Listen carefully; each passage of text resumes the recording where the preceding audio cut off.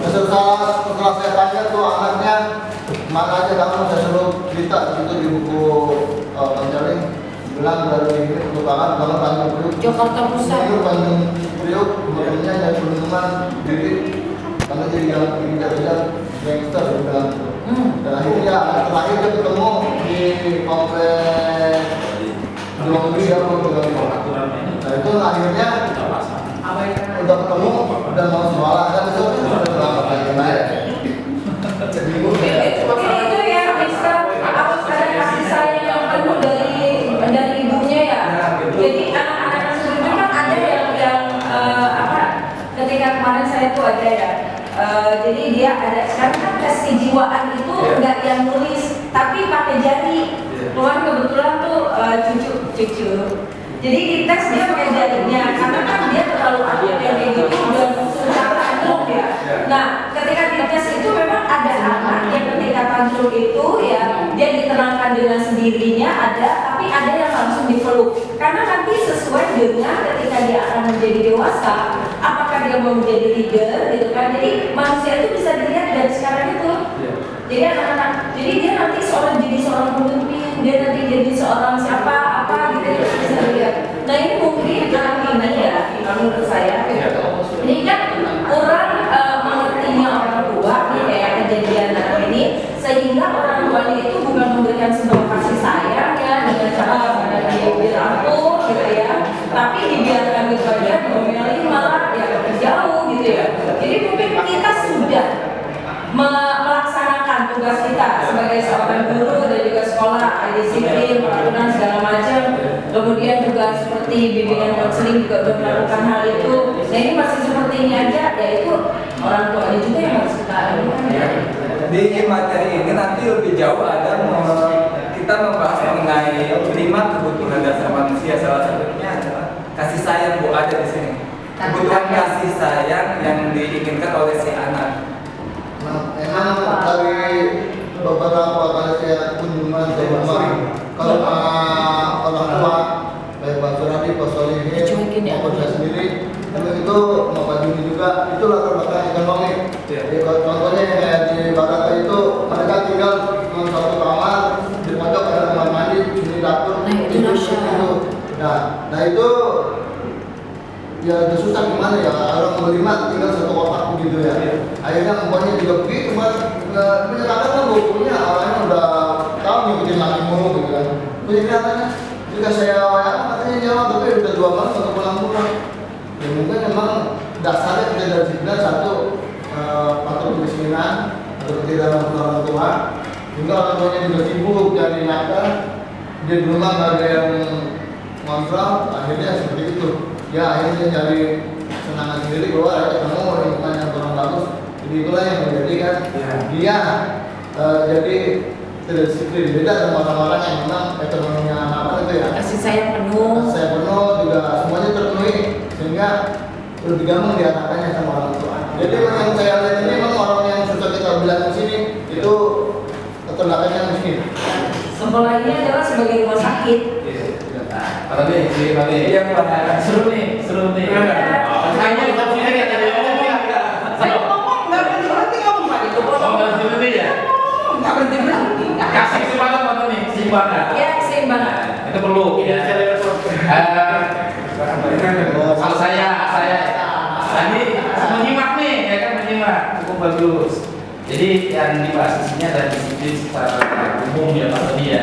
Pada disiplin itu kan ada yang ada itu ada disiplin pribadi dan disiplin institusi, gitu kan. Nah, yang dibahas ini bagaimana disiplin berdasarkan institusi. Ya, berarti ada regulasi dan lain sebagainya. Tadi ada hukuman, ada apa makna disiplin itu yang positif, ya kan. Kalau kita bicara masalah disiplin ya saya tak ribut ya. Kita bicara masalah umum, memang kita belum sempurna, tetapi paling tidak kita sudah melihat anak-anak kita secara umum, ya itu kita harus ada pembanding Pak ya, pembanding dengan sekolah kita bisa dibilang sudah ada di level agak sedikit di atas lah, walaupun belum jauh dari sempurna, tidak jauh dari sempurna. Tapi kalau kita bandingkan dari pakaian, dari apa, walaupun kita masih banyak yang karena butuh ada, secara umum kita masih lah ada di atas. Tetapi kalau secara kedisiplinan pribadi ini yang perlu kita dorong. Tadi kasus-kasus pasti ada kasus. Sehebat apapun sekolah, nggak usah kita lah sekolah internasional pasti ada kasus di sini. Ada paling boleh. Yang bully, yang males, yang bandel pasti ada. Nggak mungkin lah. Itu kehidupan manusia. Nah kita dari kata Bu Kiti, kita ini adalah ibaratnya bengkel rumah sakit. Jadi mudah-mudahan di sini kalau ada anak nakal, ada anak bermasalah, ya memang itu ada tantangan kita. Ya. Bagaimana kita melakukan pendekatan? Ya, Pak Haji lagi kemarin berkata, oh ternyata nih kesimpulannya anak ini bermasalah karena latar belakang ekonomi. Nah bagaimana cara mengatasinya? Ya itu kita atasi itu cara permasalahannya. Nah kalau untuk institusi, ya tadi sudah, ya kesimpulannya harus ada suri tauladan, harus ada secara, ya. Tapi harus kita pandang disiplin itu secara positif. Ya, saya rasa itu. Terima kasih Mas.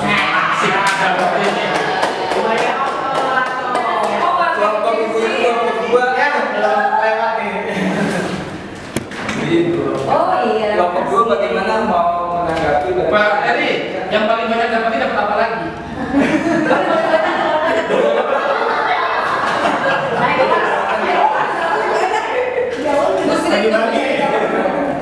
Terima kasih untuk waktu yang diberikan. Ya, makasih. Berbicara tentang disiplin, itu kan melebar dari aspek apa? Enggak. Melebar yang perlu disadari bahwasannya pertumbuhan manusia, pertumbuhan sosok atau anak itu mengalir oleh 3 faktor. Yang paling utama adalah keluarga.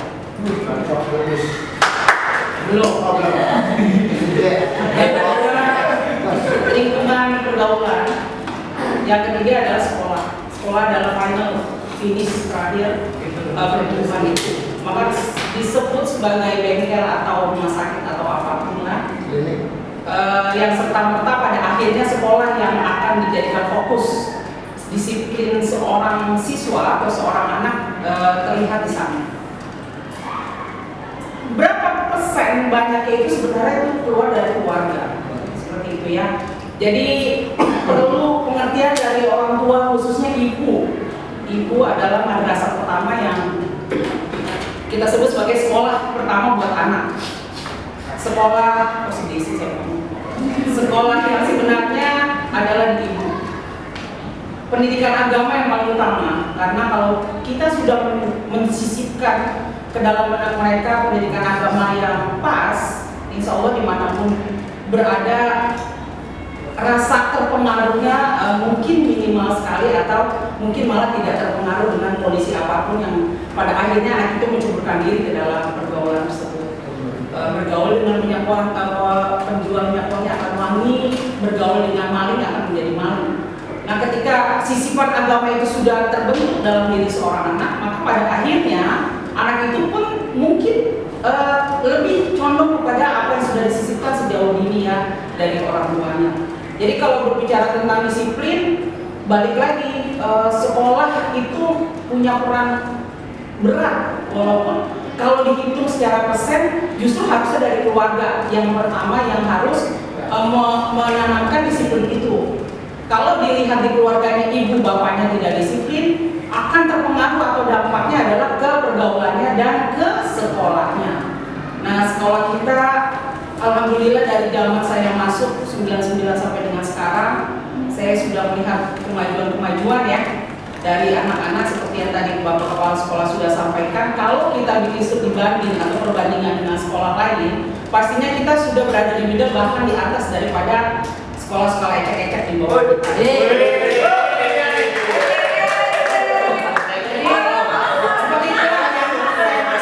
Dengan disiplin. Ada 3 poin yang kamu tangkap boleh. Kalau dari kelompok 2 yang kamu tangkap ada lingkungan keluarga, salah satunya madrasah pertama ibunya atau orang tuanya, kemudian lingkungan kedua dan yang ketiga sekolah.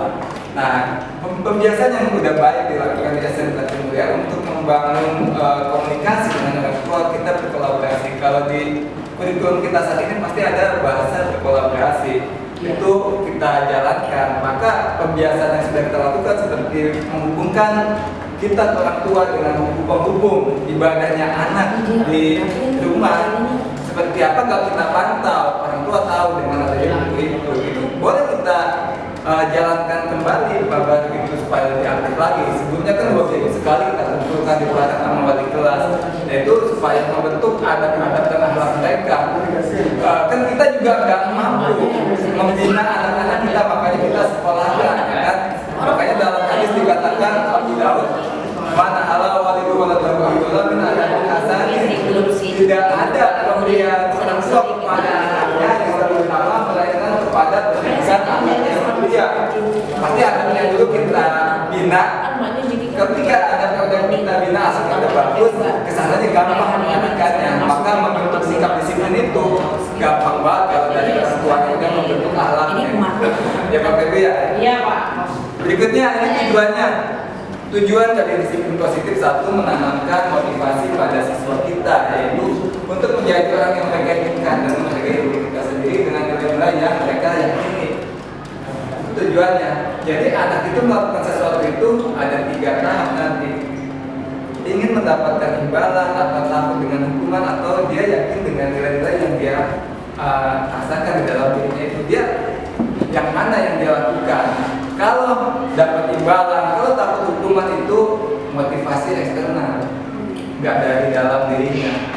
Tapi kalau dia meyakini dia mampu, dia ingin itu karena kemauan dari dalamnya, itu intrinsik dari dalam dirinya. Tujuan yang kedua Bapak Ibu, memunculkan motivasi intrinsik dari dalam yang dampaknya jangka panjang, motivasi yang tidak akan terpengaruh pada adanya hukuman atau hadiah. Mau ada hukuman mau enggak, ketika dia mau melakukan ya dari dalam dirinya dia lakukan, nggak ada efeknya, nggak ada hukuman pun dari sekolah juga aturan main tetap dia jalankan. Sulit untuk melakukan hal itu. Kita mendidik siswa untuk yang bisa kayak gitu sulit banget. Tanggung jawab. Iya. Saya menguatkan pendapat Iya, baik. memang benar bahwa itu adalah madrasah yang utama. Contohnya ada juga keluarga yang dari keluarganya Pak Solihin, saya datang sana.